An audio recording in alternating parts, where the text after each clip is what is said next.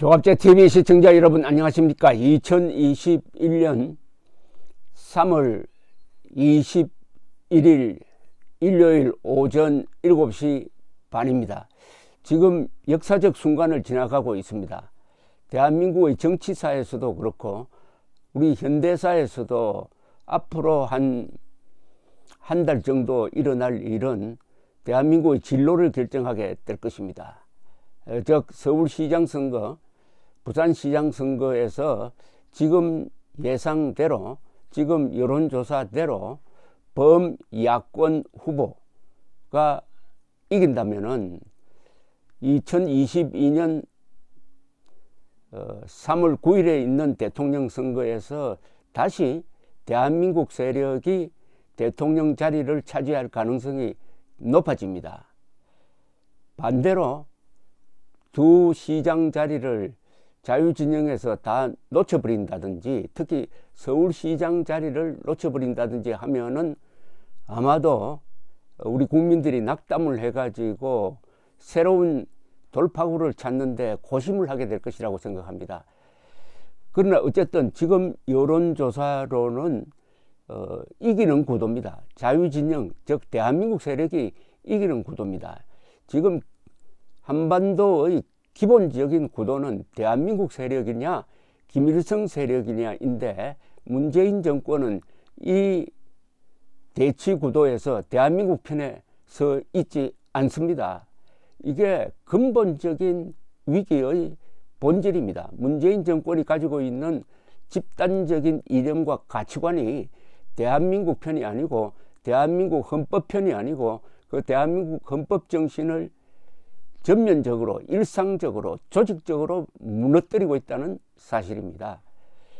그러나 이런 상황에서도 우리 국민들이 이 시점에서 이제 문재인 임기 종료 1년 한 1개월 정도 남겨놓고 이런 희망을 갖도록 만든 데는 우리 국민들 그리고 언론의 많은 노력이 있었고, 특히 두 사람을 저는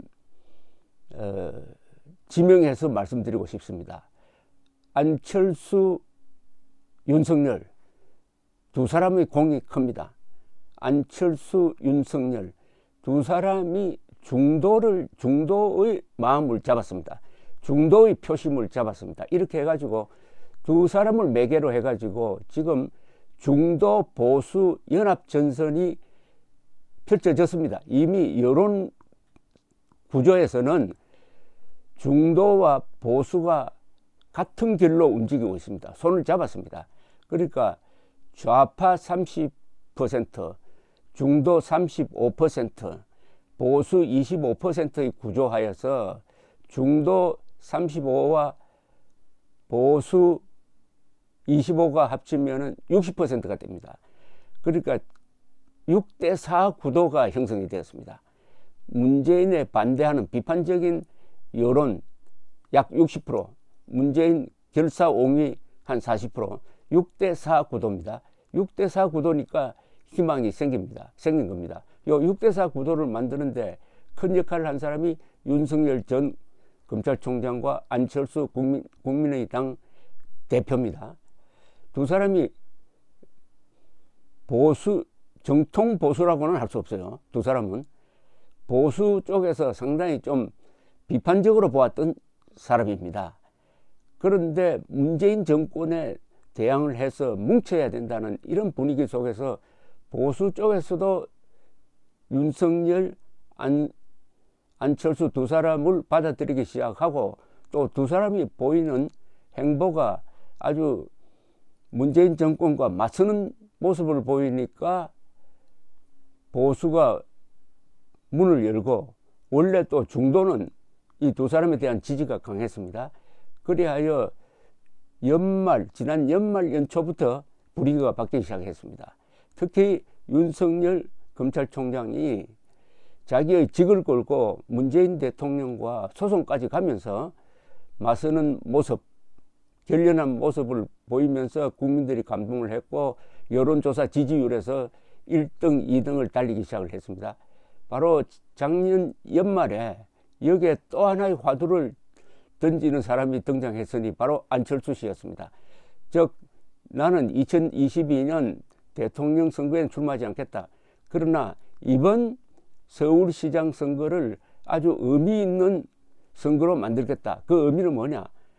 보수 중도 반문재인 세력이 다 단결해 가지고 후보 단일화를 이루자. 단일화를 이루는데 불쏘시개가 되겠다 라고 선언하면서 단일화라는 화두를 던졌습니다. 단일화라는 화두를 던졌는데 여기에 국민의힘 김종인 씨는 좀 소극적인 자세로 임하다가 결국 여론이 대세를 만드니까 국민의힘도 여기에 동조하지 않을 수가 없어가지고 오늘 이런 데 여기까지 온 겁니다.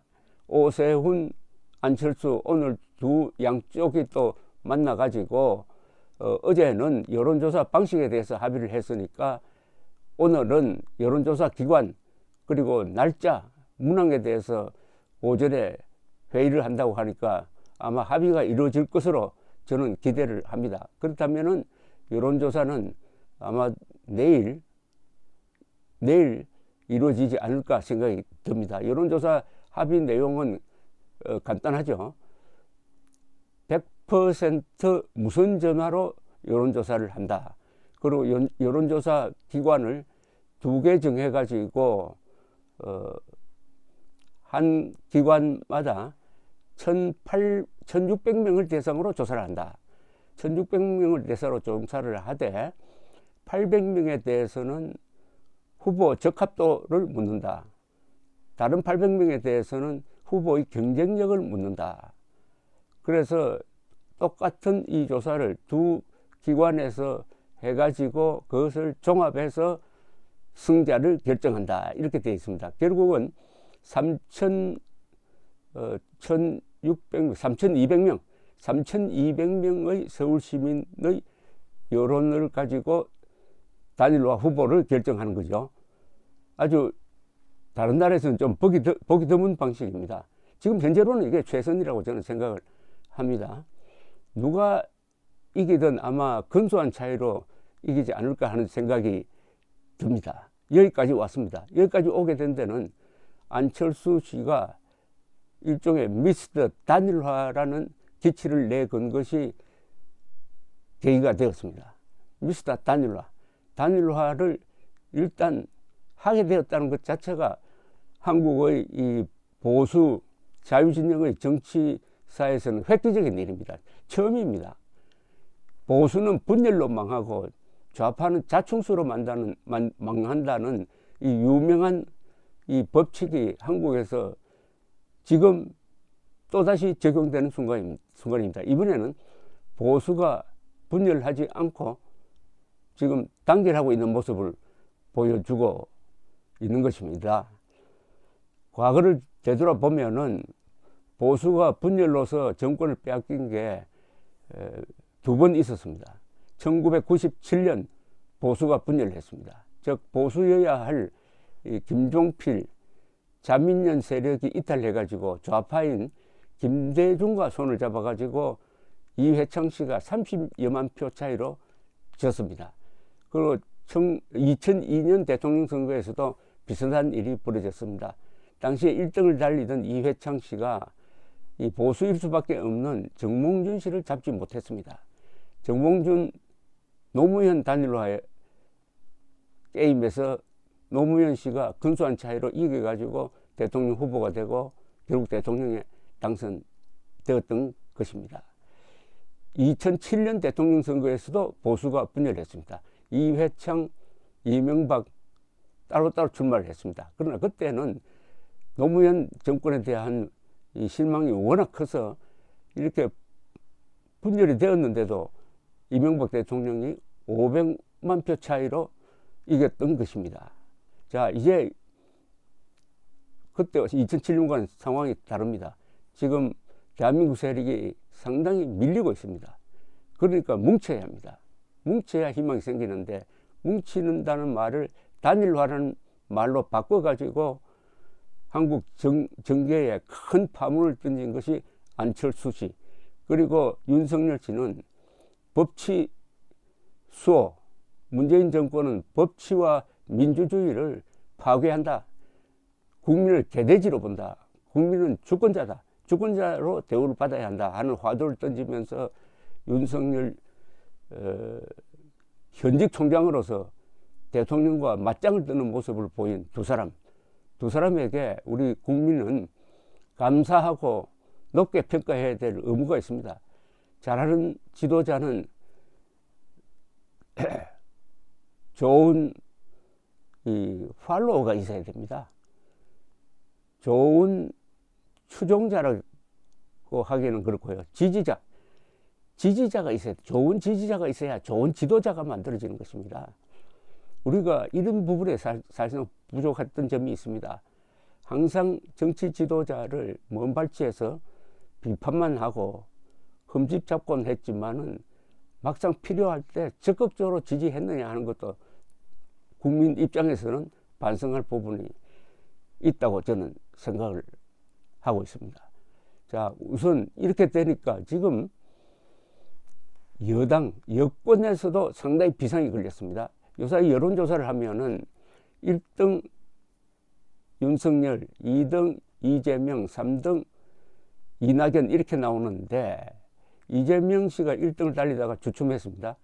그리고 이낙연 씨는 한때 40%까지 지지율이 높았는데 요사이는 13%대로 떨어져서 아마 문재인 정권 안에서 고민이 시작될 겁니다. 과연 이재명 카드로 이길 수 있느냐? 더구나 이재명 씨가 문재인 핵심 세력과는 거리를 두고 있는 사람입니다. 이낙연 씨는 너무 지지율이 침체한 상태니까 이제 제3의 대안을 찾는 그런 움직임이 분명히 일어날 것이라고 생각합니다. 제3의 대안이라면 뭐 정세균, 김경수, 추미애 씨까지 지금 거론되고 있다는 것은 그만큼 2022년 대통령 후보감 물색에 고민하고 있고 자원이 부족하다는 뜻 아니겠습니까? 그런 점에서 우리 보수 진영보다는 대한민국 진영이, 자유진영이 윤석열, 안철수 두 사람을 갖게 된 것은 상당히 다행스럽고 고마운 일이라는 생각이 들어서 말씀을 드리는 겁니다. 자, 이제 이 단일화의 테스트 케이스는 한 2, 3일 안으로 결정이 될 서울시장 후보 단일화입니다. 누가 되든 지는 사람이 없어야 됩니다. 비록 게임에 졌더라도 더 크게 이길 수 있어야 됩니다. 더 크게. 예컨대 오세훈 씨가 단일화 후보가 되면은 오세훈 씨가 이긴 거지만은 사실은 안철수 후보가 더 크게 이긴 것일 수도 있습니다. 다만 조건이 있습니다. 이럴 때는 안철수 씨가 깨끗하게 승복하고 오세훈 씨의 선거운동을 해줘야 됩니다. 또 그렇게 할 수 있도록 국민의당이 비켜줘야 합니다. 반대로 안철수 씨가 단일화 후보가 되면은 그것은 아주 한국 정치사에서 획기적인 일로 평가되고 그 의미는 아주 어마어마할 것입니다. 이때도 오세훈 씨가 선거 운동을 책임져 주는 이런 모습을 보일 때 두 사람이 같이 살고 두 사람의 정치 지도자를 우리가 갖게 되는 것이죠. 그러면은 그런 게임에서는 윤석열, 오세훈, 안철수 이 3자가 우뚝 서게 될 것이라고 생각을 합니다. 그러려면 주위에서 이간질을 시키지 않아야 됩니다. 이간질. 특히 감정적 이간질을 시키지 않아야 됩니다. 지금 김종인 씨에 대해서 유감이 제가 많은 게 왜 안철수 씨에 대한 인신공격을 그렇게 집요하게 하느냐는 겁니다. 이게 물론 자당 후보인 오세훈 씨를 위한 것일 수도 있지만은 어차피 김종인 씨는 이 선거가 끝나면은 물러나게 된 사람인데 대책위원장이지 상시 대책위원장이 아니지 않습니까? 더구나 국민의힘은 전당대회를 열어가지고 새 대표를 선출하게 되어 있는데 왜 이렇게 안철수를 감정적으로 비판을 해가지고 이 단일화에 꼭 필요한 감정적 단일화에 찬물을 끼얹느냐 해서 제가 상당히 유감을 이야기한 적도 있습니다. 그러나 그 김종인 씨까지도 이번 단일화 이후에는 하나가 되는 그런 모습을 보여주기를 저는 바라고 있습니다. 그렇게 되면은 이제 뭐가 되는 거죠. 단일화 이유가 더 중요합니다. 단일화 이후에 이 국민의당 그리고 국민의힘 뿐만 아니라 중도 그리고 보수가 한 덩어리가 돼 가지고 이번에는 정권을 우리가 가져오자라고 절치부심하고 이를 악다물고 내년 3월까지 직진할 수 있어야 된다라고 생각합니다.